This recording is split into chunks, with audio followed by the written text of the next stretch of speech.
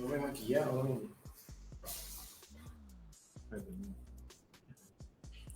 No le pagamos, ¿no? No.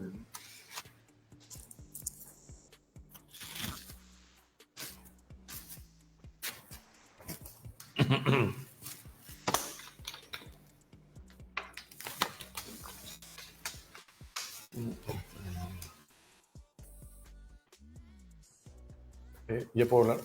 Perdón, todavía no me quería comentarte. Voy a decir que mientras llegue el doctor Vinces, ¿no? Vamos, antes de que empiece la exposición del doctor Vinces, hemos querido hacer un informe respecto a la acción de inconstitucionalidad contra el decreto legislativo 1696 y los alcances de esta norma. Ya, listo. Muy buenas tardes. Ya, pero el doc va a venir, ¿no? El día de hoy, viernes 8 de agosto, vamos a iniciar con el doctor Jesús Carrasco Mosquera, que nos hablará referente. Muy bienvenido, doctor. Buenas tardes.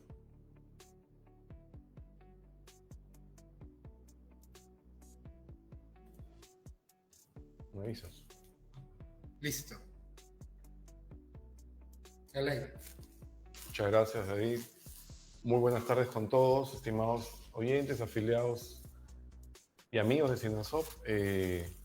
Mientras esperamos el inicio de la exposición de nuestro secretario general, el doctor Santiago Vinces, respecto a los avances de la negociación colectiva 2025 con eSalud, hemos considerado oportuno hacer un breve informe respecto al decreto legislativo 1666, puntualmente a la acción de inconstitucionalidad que se interpuso contra esta norma a través del Colegio Médico, cuya audiencia de vista de causa ante el Tribunal Constitucional se llevó a cabo recientemente, el día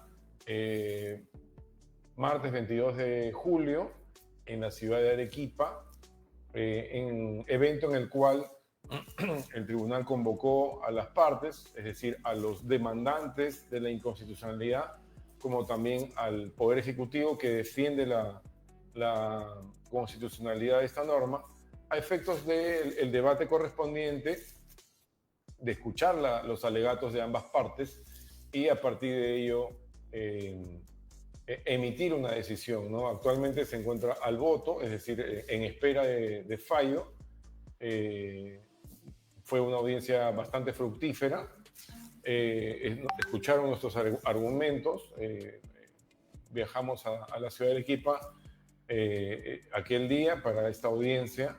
Hicimos el sustento conjuntamente con el abogado del Colegio de Enfermeras, porque esta demanda de acción de inconstitucionalidad, si bien fue planteada por Sinasop a través del Colegio Médico, también ha sido impugnada por el Colegio de Enfermeras y el Colegio de Tecnólogos del Perú, ¿no? Entonces, lo que hizo el tribunal fue acumular estas tres demandas en una sola, a efectos de que en una sola audiencia se pueda discutir. Pues bien, como ustedes saben, la inconstitucionalidad de este decreto legislativo radica en dos aspectos. El primero de ellos es el exceso de las facultades delegadas por el Congreso de la República, ¿no? Toda vez de que, al ser un decreto legislativo emitido por el Poder Ejecutivo, esta norma se da por la delegación que le dio el Congreso de la República al gobierno a través de una ley, ¿no? El tema pasa porque en la ley de delegación o en la ley autoritativa, el Congreso le dijo al Ejecutivo cuáles eran los temas sobre los que podía legislarse. Y bueno, eran 10 temas, ¿no? Seguridad nacional, seguridad ciudadana, reactivación económica, etcétera, pero ninguno de estos temas estaba referido a la seguridad social. o a la gestión en salud o en seguridad social. Ninguno de esos temas. Pese a eso, el Poder Ejecutivo, en este decreto legislativo, incluye a salud, ¿no? Como saben, esta norma lo que ha creado es, o lo que ha regulado, mejor dicho, es el sometimiento de todas las entidades del Estado que dependen del presupuesto público a la Dirección Fiscal de Recursos Humanos del Ministerio de Economía y Finanzas. El problema está, pues, que, como saben, salud es una entidad que no depende del presupuesto público del Estado, sino depende de sus propios aportes, tiene recursos propios. Pese a ello, se somete a salud al control del Ministerio de Economía y Finanzas, transgrediendo la facultad delegada por el Congreso de la República. Ese es un primer elemento, ¿no? Sobre esto, y lo pueden ver en la audiencia que está publicada en la página de YouTube. En todo caso, vamos a sugerir aquí al área de prensa para que esta audiencia sea colgada en la página de Sinansop y lo puedan ver.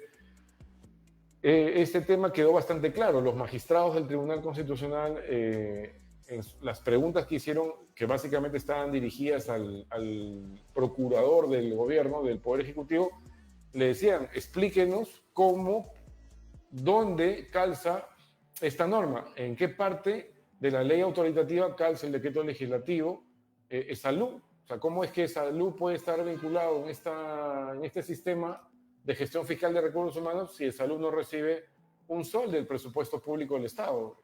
Hasta 2 magistrados hicieron esta observación y el abogado del Poder Ejecutivo no lo supo explicar, ¿no? No lo supo explicar y bueno, ese tema quedó claro.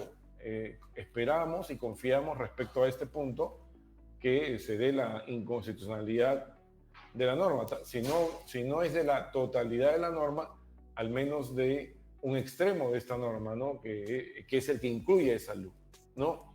Ese punto se explicó, se desarrolló largamente, se sustentó largamente, conjuntamente con los abogados que estuvieron en la audiencia, tanto del Colegio Médico, del Colegio de Enfermeras como del Colegio de Tecnólogos del Perú, y también el otro sustento de inconstitucionalidad, que es que al someter a salud al control de la Dirección Fiscal de Recursos Humanos del Ministerio de Economía y Finanzas, también se transgrede el principio de intangibilidad de los aportes de la seguridad social. Y como ustedes saben, tienen una protección constitucional señalada expresamente en el artículo 12 de la Constitución. Eso también lo explicamos largamente. Puntualmente fui yo el encargado de hacer esta sustentación porque los demás colegios demandantes no habían enfocado su defensa por ese lado, ¿no? Y esto lo desarrollamos extensamente y demostramos con solvencia que el hecho de que salud esté sometido bajo el pretexto de la gestión fiscal de recursos humanos al Ministerio de Economía y Finanzas es una manera indirecta de condicionar la ejecución correcta de los aportes de la seguridad social. Como ustedes saben, los aportes, el deber de intangibilidad de los aportes del Seguro Social implica la exclusividad de salud respecto de la administración de estos fondos, la administración y la correcta ejecución de estos fondos. Pero si vamos a condicionar a una segunda entidad, como es el Ministerio de Economía y Finanzas, respecto a su administración, como por ejemplo la política de recursos humanos, es decir, si salud desea contratar más médicos, más enfermeras, ya no podrá hacerlo de manera autónoma y directa como hasta el momento lo viene haciendo, sino tendrá que esperar una autorización del Ministerio de Economía y Finanzas. Y esta es una manera de intervenir en la administración de los fondos de la seguridad social. Sobre esto también se debatió el abogado del Poder Ejecutivo señaló de que, bueno, como parte de su trabajo, evidentemente señaló que no se advertía una inconstitucionalidad porque expresamente la ley no decía que se tocaran los fondos. Y claro, la norma, de manera ingenua, no va pues regular expresamente que va a tocar los fondos de la seguridad social. O sea, sería pues, eso sería pues insostenible, ¿no? La norma lo que hace es disfrazar esta intención a través de una técnica legislativa aparentemente distinta, pero que en realidad disfraza esta regulación, ¿no? Esto también lo dijimos, sobre eso hubo preguntas y respondimos, ¿no? Una pregunta de uno de los magistrados del Tribunal Constitucional, por ejemplo, estuvo referida a cómo es que cómo es que este control podría intervenir en los fondos, ¿no? Y ahí hicimos una explicación, ¿no? También preguntaron sobre el control, ¿no? O sea, ¿qué entidad controla de salud? Y nosotros explicamos que salud ya está bajo el control de la Contraloría General de la República, que como ustedes saben es un control permanente, que no solamente está en la sede central de salud a través del órgano de control institucional, sino también en todas las gerencias de red, en todas las redes asistenciales de salud existe un órgano de control, existe un órgano de control institucional o una suboficina de control institucional en Arequipa, en Lima, en Lambayeque, ¿no? Entonces, y ahí es donde se ejerce el control en las compras, en las adquisiciones y también en la contratación de personal. Entonces, y ciertamente es un control de orden constitucional bastante severo, ¿no? Es más, muchos afiliados incluso tienen procedimientos administrativos e incluso investigaciones penales precisamente por la intervención de la Contraloría General de la República. Entonces, la preocupación del Tribunal Constitucional está claramente cubierta, ¿no? Con esta entidad. Entonces, no se requiere un segundo control, además de una entidad que no le provee un solo centavo de dinero al Seguro Social de Salud, ¿no? Una entidad que sí puede ejercer control, pero sobre aquellas entidades a las que le provee presupuesto público. Por ejemplo, municipalidades, magisterio, Ministerio de Educación o incluso Ministerio de Salud. O sea, ¿no? Hay la equivocada idea en algunos ámbitos del Poder Ejecutivo que salud, al tener como una de sus finalidades la prestación de servicios de salud, es equivalente al Ministerio de Salud, ¿no? Hay esta equivocada idea, ¿no? Cuando son entes claramente diferenciados, ¿no? Eso también lo explicamos largamente en la audiencia. Hubo, creo, 2 preguntas de 2 magistrados diferentes sobre ese tema, ¿no? Y se explicó que no era necesario el sometimiento, ¿no?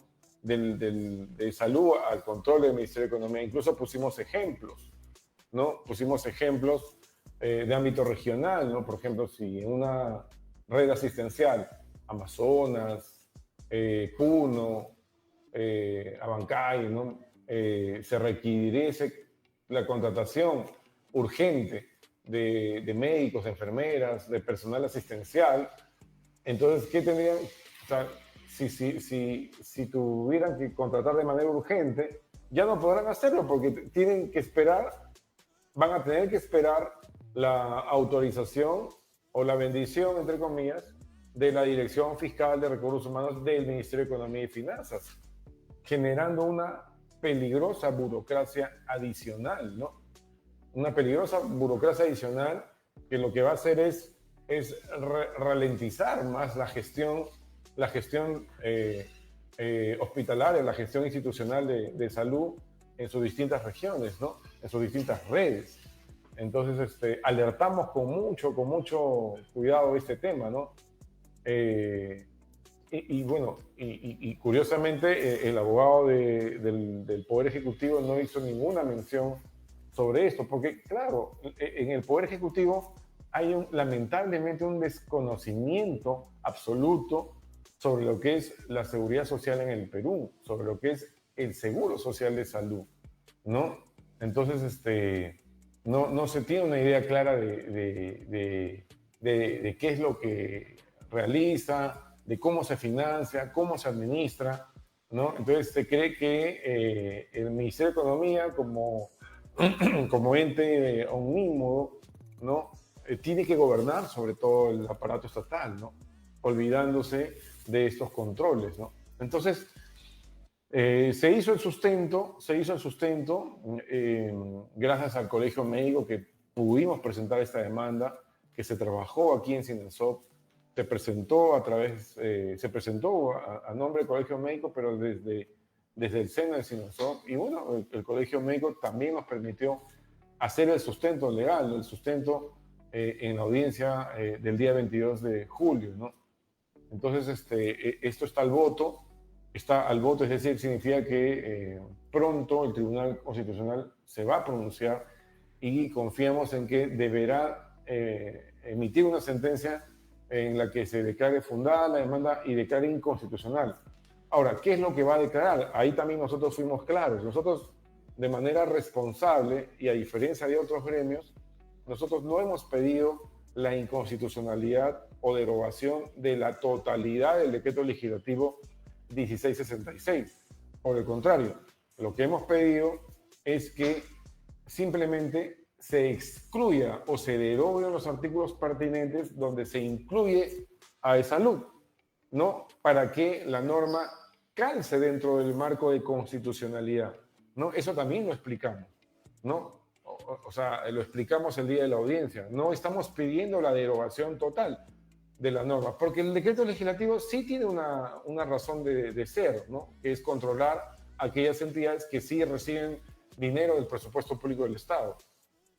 Entonces creemos que este es un petitorio, una pretensión aterrizada, razonable y que debería ser atendida, ¿no?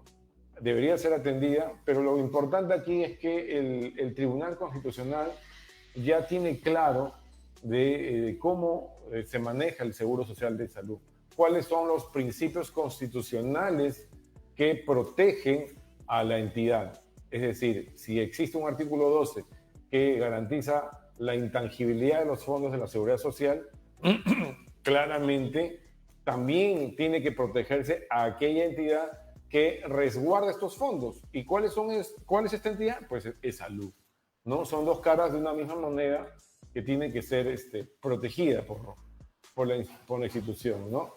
Entonces, por el Estado.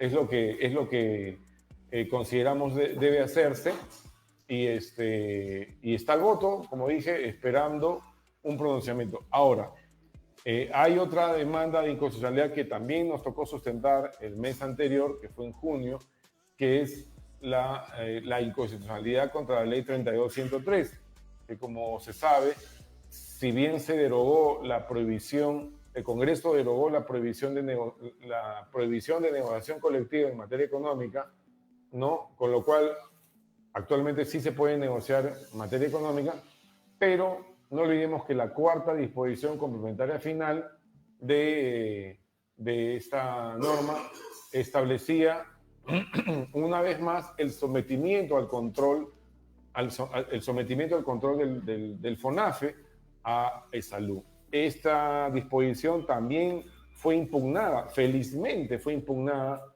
en esta acción de inconstitucionalidad, la cual también pudimos sustentar en el mes de junio y actualmente está al voto, es decir, el tribunal está próximo a resolver. Entonces, como pueden ver, Sinasop de manera responsable y siempre pensando en la protección no solamente de los derechos de nuestros afiliados, sino también en uno de los aspectos más importantes del estatuto de creación de Sinasop, que es la defensa de la seguridad social. En el marco de esa habilitación estatutaria, que es la defensa de la seguridad social, es que Sinasop ha interpuesto estas dos demandas de inconstitucionalidad, tanto contra la ley 32.103 como también contra el decreto legislativo 1666. Como digo, en defensa de la seguridad social. Y bueno, estamos esperando el fallo, confiamos en que el Tribunal Constitucional estará a la altura de las circunstancias y tendrá que dar un fallo de acuerdo a la Constitución. Bueno, dicho esto, yo termino este informe, doy paso ahora a la exposición programada para el día de hoy, Viernes Médico, que la va a dar nuestro secretario general, el doctor Santiago Vinces Rentería, quien ya se encuentra presente en este momento. Y hasta aquí yo me despido con todos y bueno, será hasta una próxima oportunidad. Doy el pase al doctor Santiago Vinces. Muchas gracias. ¿Hay posibilidad de hacer un pequeño informe sobre la acción de amparo de febrero o lo sea que no?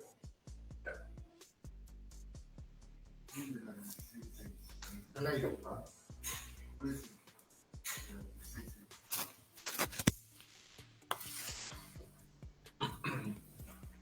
No, ya lo sacamos. Ustedes ahorita es una antesala al tema de...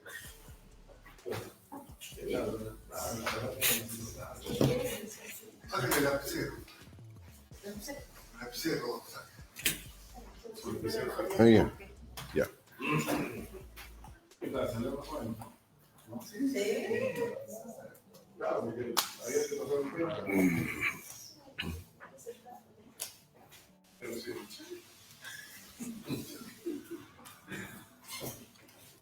Es que por ahí no dice nada, hay que ponerle el letrero al aire.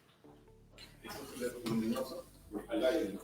Estimados, vamos a continuar con el secretario general de SINASOP, el doctor Santiago Vinces. Presentará el informe del estado actual de negociación. Muy bienvenido, doctor. Ok. ¿Puedo comenzar? Sí. Sí. Ok. Colegas y amigos, buenas tardes. Vamos a continuar en parte con lo que ya se había informado hace aproximadamente 2 o 3 viernes médicos. Y si bien habíamos mencionado algunos documentos que han sido materia de la negociación, que son, digamos, los documentos legales que han servido de base para la negociación colectiva, hay un documento muy importante que es necesario que ustedes tomen conocimiento porque realmente es un documento limitante. Y este documento viene de servir. Miren, en la negociación colectiva del año 2024, nosotros tuvimos varias actas con el empleador y con el Ministerio de Trabajo. Y dentro de esas actas, hubieron 2 actas muy importantes, que una fue suscrita el 12 de septiembre, y lo hicimos saber en la Asamblea Nacional de Delegados, que es el acta de acuerdo en reunión de conciliación. O sea, todos los puntos que habíamos acordado y consensuado como parte de la negociación colectiva, que en total significaban 13 puntos. Y cuando ya prácticamente no había más que conversar con las autoridades porque eran renuentes a seguir atendiendo otros temas de un total de 27 puntos de la propuesta de convenio colectivo, ya el 19 de diciembre se suscribe también de manera conjunta el acta de no acuerdo. Entonces hubieron 2 documentos suscritos con las autoridades en presencia del Ministerio de Trabajo. El acta de puntos de acuerdo y el acta de puntos de no acuerdo. ¿Por qué les traigo esto como referencia de lo que sucedió en el año 2024? Porque para este año 2025, Servir, con fecha 11 de marzo del año 2025, emite un informe técnico. Este informe técnico, que es el número 260-2025, Servir. ¿Y cuál es este motivo o materia del informe técnico? Asunto: A. sobre los supuestos que agotan el trato directo y habilitan el inicio de la etapa de conciliación en la negociación colectiva en el nivel descentralizado. Y B, sobre el único supuesto excepcional de mala fe que habilita el inicio de la etapa de conciliación en la negociación colectiva en el nivel descentralizado. Entonces, ¿cómo pasar del trato directo a la etapa de conciliación? Pues bien, ellos dan un informe y dentro de este informe hay un punto muy sutil, muy importante, que es en el punto 2.6. Este documento, un favor, vamos a colgarlo también en la página web. ¿Y qué dice este documento 2.6? No constituye acta de no acuerdo el acta de acuerdo parcial. Amigos, yo no quiero confundirlos porque probablemente ustedes pueden decir, este es un tema que corresponde solamente a los negociadores, pero nosotros como negociadores queremos en cierta forma dar cuenta de los juegos que de un año a otro cambian las autoridades en la materia de negociación colectiva, que en buena cuenta limitan la negociación. El tema es ese, limitan la negociación. Este subrayado que dice no constituye acta de no acuerdo el acta de acuerdo parcial, acá hay un subnumeral 5. Y este subnumeral 5 tiene un desarrollo en letras muy pequeñas en la parte inferior. Y aquí está, digamos, el truco y la trampa. Miren, ¿qué dice este subnumeral 5?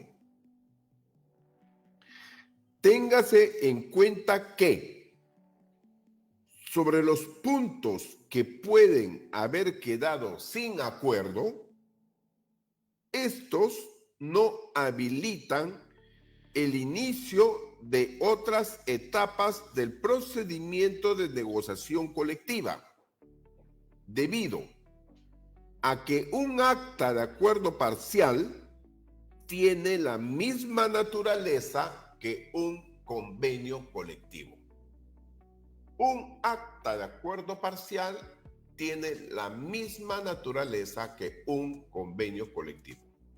¿Qué quiere decir esto? Que si volvemos a los documentos del año 2024, este acta de acuerdo tiene la naturaleza de un convenio colectivo. Pero antes había el acta de no acuerdo, ahora ya no. Ahora ya no. Por lo tanto, ¿qué cosa es lo que ha habido en esta oportunidad? En esta oportunidad, lo que ha habido son actas de asistencia en la mesa de conciliación. Y el último acta de asistencia en la mesa de conciliación dice, suscrita el 5 de agosto, iniciada la diligencia y de haber las partes dialogado ampliamente, se deja constancia que al no arribar a acuerdos, la organización sindical da por finalizada la etapa de conciliación. No hubo durante todo este tiempo un acuerdo, sobre todo en temas de incidencia económica.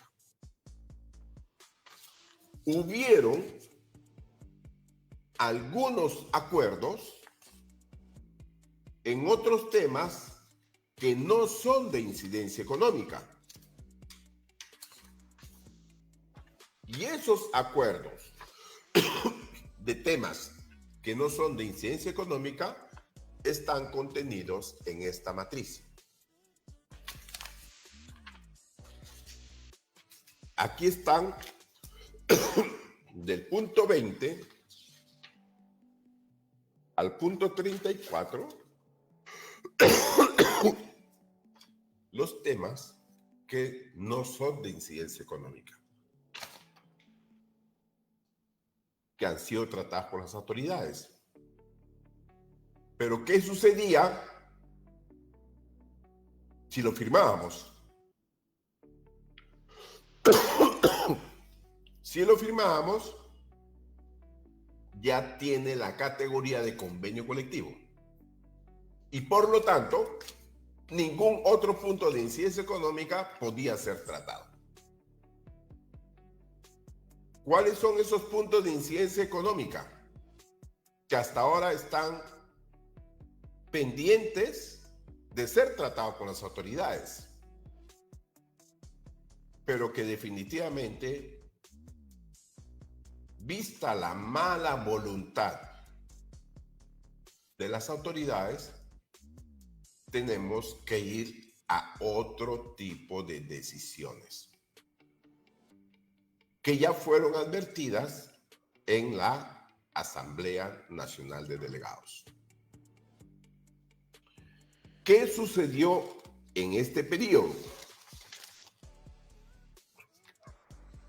En este periodo sucedió que el sindicato tuvo que enviar primero el 3 de julio y posteriormente el 4 de agosto sendas cartas a la Dirección de Prevención y Solución de Conflictos Laborales y Responsabilidad Social Empresarial Laboral. Sendas cartas denunciando a Esalud por negociación de mala fe. ¿Y por qué negociación de mala fe? Porque Esalud vulneró varios puntos que son materia de la ley de negociación colectiva. Y en esos puntos que son materia de negociación colectiva, ahí tipifica claramente cuáles son los puntos que tienen que ver con negociación de mala fe.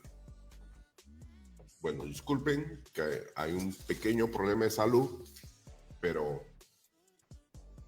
la responsabilidad manda. ¿Cuáles son esos puntos? Ley 311-88, Ley de Negociación Colectiva, y artículo 16, deber de buena fe. Las partes están obligadas a negociar de buena fe y abstenerse de toda acción que pueda resultar lesiva a la parte contraria. Son actos de mala fe, entre otros, a la no entrega de información dentro del plazo establecido en el artículo 14 de la presente ley. Voy a señalar los puntos que son materia de negociación de mala fe. La no concurrencia a las negociaciones, audiencias y reuniones citadas y las tardanzas reiterativas. Se entiende que hay una resolución que da origen por parte de Esalud a lo que es la comisión negociadora. Y esta comisión negociadora tiene un presidente de la comisión negociadora. En este caso, por la resolución, el presidente de la comisión negociadora es el gerente central de gestión de las personas. Y este gerente central de gestión de las personas no asistió a ninguna reunión. Los anteriores, algunos asistieron, pero el actual gerente central no asistió a ninguna reunión. ¿Y cuántas reuniones se llevaron a cabo en el Ministerio de Trabajo? 5 reuniones. ¿Saben cuándo asistió? Asistió la última vez el 5 de agosto. Cuando, por expresión de todos los hechos, ya prácticamente todo estaba consumado. Entonces, en el único acta donde figura la presencia del presidente de la comisión negociadora es en el acta del 5 de agosto. En las actas anteriores simplemente brilló por su ausencia. Entonces, ese es, por ejemplo, uno de los elementos más importantes. Pero hay otro elemento muy importante que no podemos soslayarlo, sino que este elemento más bien es materia de la conversación de hoy día. El informe de FONAFE. FONAFE había señalado claramente que tenía que emitir un informe sobre la situación económica financiera y sobre la sostenibilidad de e-salud. Y este informe, según tenemos conocimiento por un documento que nosotros lo obtuvimos, no de la manera normal, no de la manera regular, porque este informe debió habernos llegado de manera oficial por parte de las autoridades de salud. Nunca fue así. Este informe tiene fecha 11 de julio. O sea, a la fecha estamos hablando de 3 semanas atrás. Y teniendo fecha 11 de julio, según lo que refirieron las autoridades de salud en ese momento, era que el documento, una vez que llegara al despacho, iba a ser distribuido por las diferentes gerencias centrales para que cada una dé una opinión. Y que posteriormente nos lo iba a ser entregado. Incluso hubo un compromiso de caballeros en la reunión previa del 15 de julio, donde ellos señalaron que en la reunión del 5 de agosto nos iban a entregar el informe de FONAFE. Lamentablemente no fue así. Llegamos al 5 de agosto y nosotros preguntamos por el informe de FONAFE, si nos había llegado de manera oficial. No. Como para salir del paso, uno de los miembros, uno de los integrantes de la comisión negociadora, para salir del paso dijo, bueno, aquí tenemos el informe, se lo damos a la mano. Solamente así se nos entregó el informe. Pero como ya teníamos nosotros conocimiento del mismo algunos días antes, o un par de días antes, pudimos obviamente hacer un análisis. Y este análisis es el que lo traemos a ustedes para que posteriormente, ya de una manera orgánica, a través de una asamblea nacional, ya se tome un conocimiento oficial. Sin embargo, vamos a hacer llegar esta información a través de todos los presidentes de los cuerpos médicos. Y miren, hechos, yo diría, bastante importantes a resaltar. Uno de ellos, que ya lo he mencionado a través de un WhatsApp grupal, es los riesgos de salud, pero por mal manejo, no por falta de recursos. Eso es algo que nosotros tenemos que hacer conciencia. Tenemos que interiorizar. El problema de salud no es falta de recursos. Como hoy día lo hemos señalado en la juramentación del cuerpo médico del Hospital Grau. El problema de salud es incapacidad de gestión y corrupción. Entonces, en estas conclusiones y recomendaciones del informe de la situación económica, financiera y sostenibilidad de salud, la primera conclusión y recomendación es FONAFE busca lograr el equilibrio entre la sostenibilidad económica financiera de las empresas y entidad bajo su ámbito. En esta línea, FONAFE ha contribuido a asegurar la sostenibilidad económica y financiera de salud a través de buenas prácticas de gestión. O sea, acá FONAFE reconoce que no hay, por lo menos en lo inmediato, un riesgo financiero, a no ser que exista un mal manejo de sus recursos por parte de las autoridades de salud. Sin embargo, el segundo punto, que también lo voy a leer en este momento, el segundo punto es importante porque literalmente FONAFE trata de hacerse a un lado y trata de hacernos ver que E-Salud mantiene su autonomía delegada por ley. Miren, punto 2, segunda conclusión y recomendación. E-Salud se encuentra dentro del ámbito de FONAFE debido a lo dispuesto en la Ley 29626, Ley de Presupuesto del Sector Público para el año fiscal 2011. O sea, desde ese año, 2011, nosotros estamos dentro de FONAFE. Sin embargo, no modifica su calidad de entidad pública, organismo público descentralizado, lo que dice la Ley de Creación de Salud. Es un organismo público descentralizado. Ni cambia su naturaleza jurídica, ni cambia la autonomía de las que dispone. O sea, FONAFE reconoce que E-Salud tiene autonomía. Es decir, solo indica que E-Salud está sujeta a las normas de gestión, directivas y procedimientos emitidos por FONAFE y se sobreentiende que esta aplicación debe efectuarse en su calidad de entidad.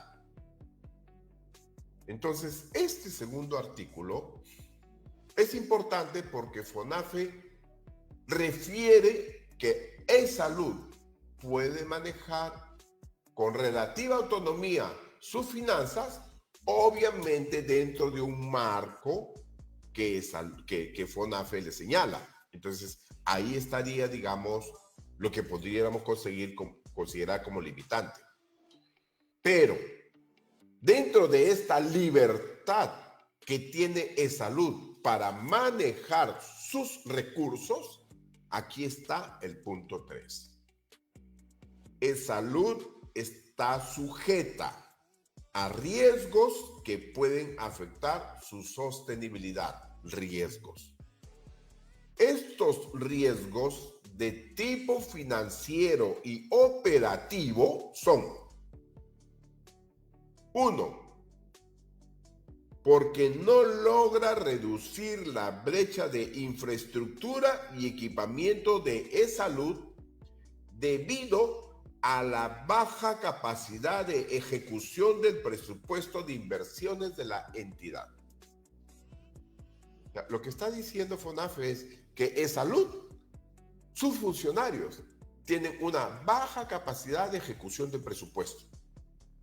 Y por lo tanto, mientras eso se mantenga, la brecha de infraestructura y equipamiento va a crecer.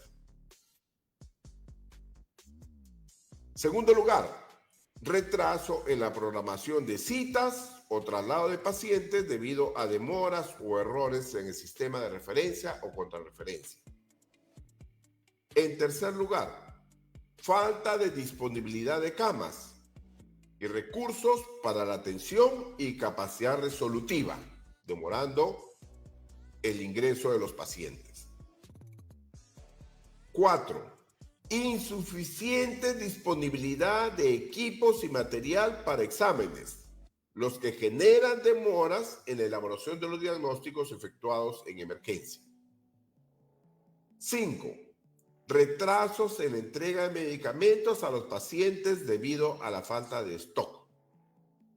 Y 6, medicamentos vencidos que produzcan reacciones adversas a los pacientes. Bueno, ¿qué es lo importante? Lo importante es que este punto 3 le está diciendo a las autoridades de salud: ustedes son incapaces para gestionar. No están gestionando bien los recursos de la institución.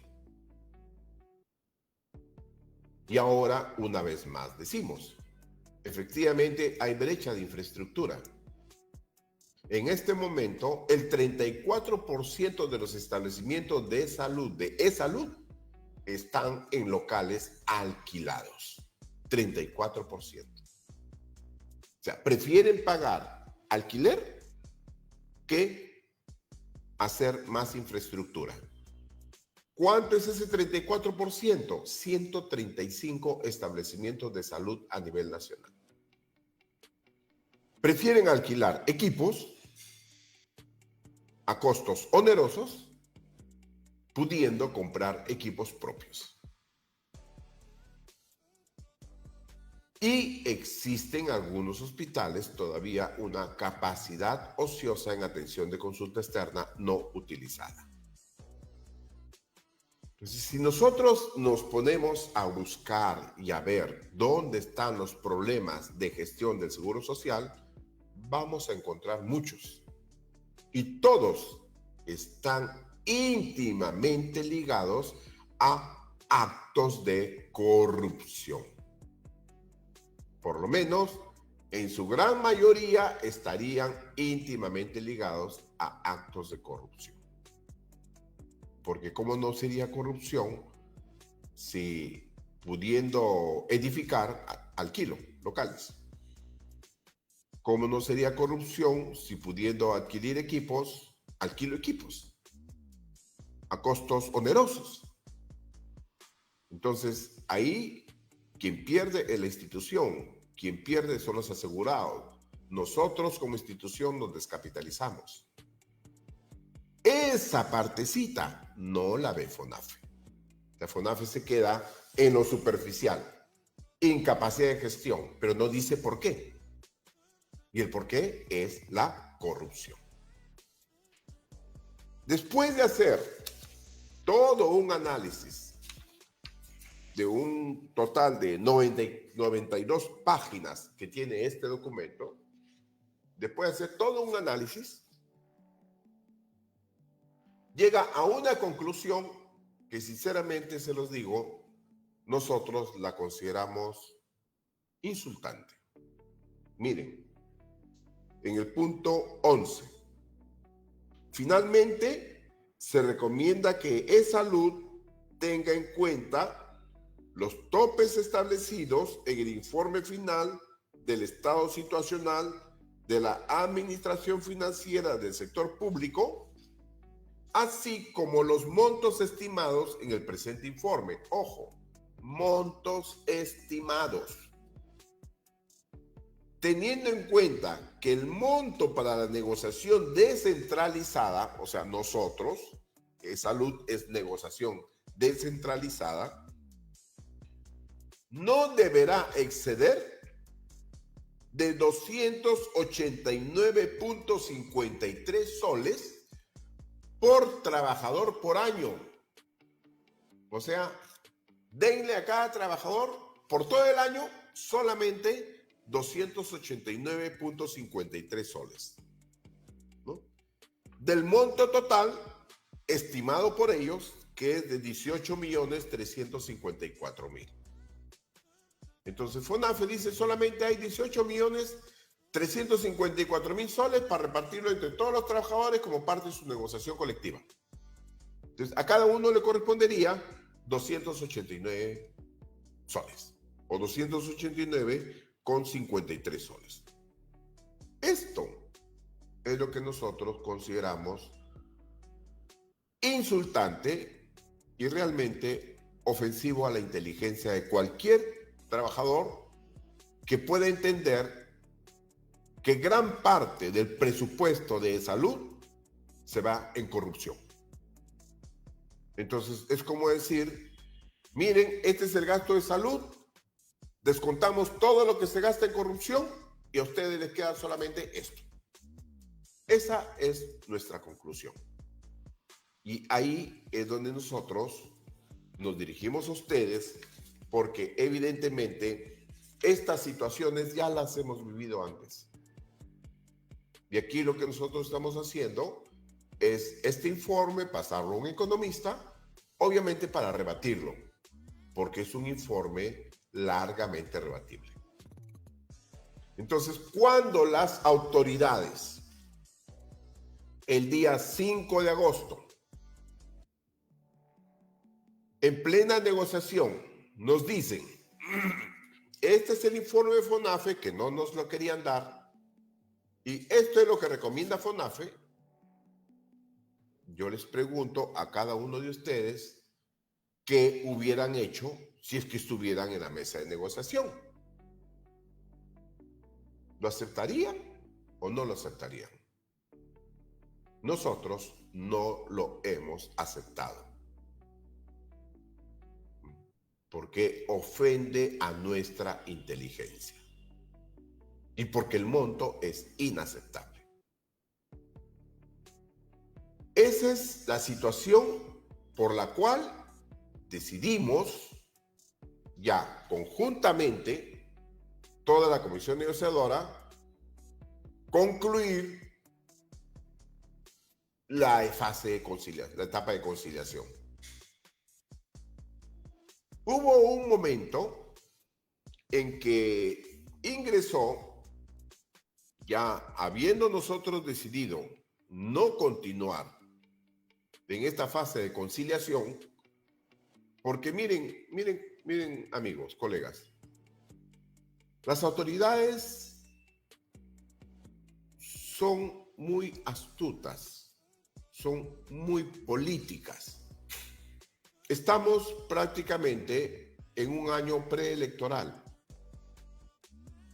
Y si esto no se decide en los meses de septiembre, a más tardar octubre, simplemente no va a haber nada hasta un año después de las elecciones. Se acercó en ese momento la directora de la Dirección de Prevención y Solución de Conflictos Laborales. Y obviamente su pregunta fue en qué habíamos concluido en la negociación. Ya lo sabía porque el conciliador con seguridad algo le habría dicho. Si no, no se hubiera acercado. Así que en uno de los temas se le manifestó justamente lo que presentaba FONAFE y que nosotros lo considerábamos inaceptable. Pero hay algo importante, que es necesario que ustedes sepan. Miren, FONAFE emite este informe de situación económica, financiera y sostenibilidad de salud, emite este informe no por un estudio independiente que ellos hacen. Emiten este informe como consecuencia de la información que ellos reciben de salud. Entonces, eso es lo que queremos que ustedes entiendan. salud le manda a FONAFE toda una información. Y con esa información que salud le manda a FONAFE, FONAFE llega a una conclusión. ¿Y cuál es la conclusión? La que salud quiere. Decir que no hay dinero. Entonces, aquí hay un juego. Es un juego de ping-pong entre salud y FONAFE. Yo digo A y tú dices B. Tú dices B, yo digo C. Y así están. Es un juego de ping-pong. Y en ese juego de ping-pong nos quieren tener. Y eso es lo que nosotros simplemente no vamos a aceptar. Se acerca la directora de Prevención y Solución de Conflictos Laborales y simplemente nos dice, bueno, ¿y ustedes por qué están dando por concluido la fase de conciliación. Le dijimos solamente 3 aspectos de nuestras reivindicaciones. Le dijimos, mire doctora, nosotros hemos pedido que se nos pague a los 728, 26, o sea que haya una homologación de beneficios laborales entre 276 y 728 y CAS. Y dentro de esa homologación de beneficios laborales, obviamente, los colegas 728 no tienen bonificación por 25 años de servicio. No tienen bonificación por 30 años de servicio. No tienen el concepto correspondiente a una bonificación cuando fallece un familiar directo. Solamente con esos 3 elementos. Y la directora, mirando a las autoridades de salud, le dice, ¿cómo? Esos beneficios que los tenemos como sector público, ¿no los tienen los trabajadores de salud? Eso es simplemente sentir vergüenza ajena. Y sinceramente lo que les puedo decir es que las autoridades de salud son unos caradura. No queda otra. Entonces, frente a una situación así, ya la Asamblea Nacional de Delegados del 5 de julio ya lo había en cierta forma preveído. En la historia de la seguridad social, en la historia de la negociación colectiva, realmente nada se logra sin luchas.